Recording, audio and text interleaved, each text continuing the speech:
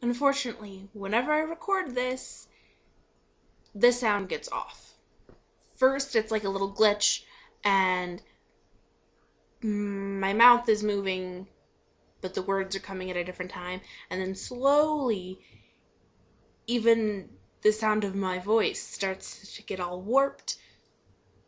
So I'm going to try to do this quickly and hope for the best.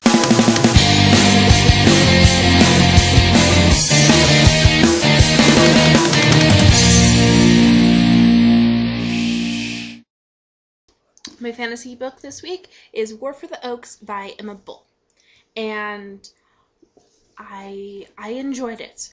The pretense of the book is that there's this young woman, Eddie McCandry, who has been chosen to partake in these fairy wars because when they want to fight a real war, they need a mortal who is bound to the cause to be on the battlefield so that they can die. Her mortality kind of equates to their mortality on the battlefield, and so if she's there, that means they can actually kill each other and fight an actual war. It's very believable in the sense that most everything occurs in the city, or the battles occur in like the city park areas, during which time the fairies have enchanted it so that no mortals want to come in, aren't going to see it happening or anything like that. So it's mostly just, it's set inside something that you recognize, a city. And she starts a band, and in fact, some of the band members are fairy as well, right? And it's all very believable. And for that reason, I think that it is a great introductory fantasy novel for those people who've never really been into fantasy, or they weren't sure if they'd like fantasy. They're like, they don't have to dive into, say, Lord of the Rings to get into fantasy. They can start off slowly with a book like this, in which she makes a high fairy lord playing guitar seem perfectly natural. I enjoyed reading it. It's fairly easy to read because I didn't have a whole lot of time to read this week, but I still read it in a short amount of time, for the amount of time that I was reading.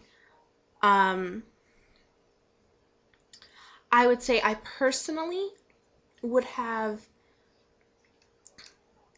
enjoyed more, to be more fully immersed in the, in the magic of the fairy realm, and to have more action. It wasn't very action oriented, or at least it didn't feel that way when I was reading even the battle scenes. I wanted more fast-paced action and anticipation, so much so that I can barely read the pages fast enough because my heart is racing and I want to know what happens. It didn't affect me like that, but it was still a good book. And Nick, I picked up No One Cares What You Had for Lunch. Oh, there it is.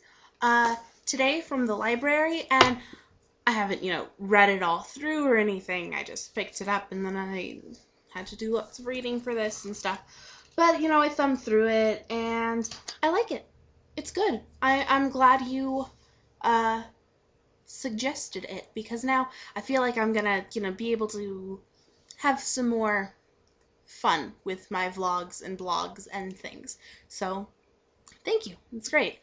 I'll see you all next week.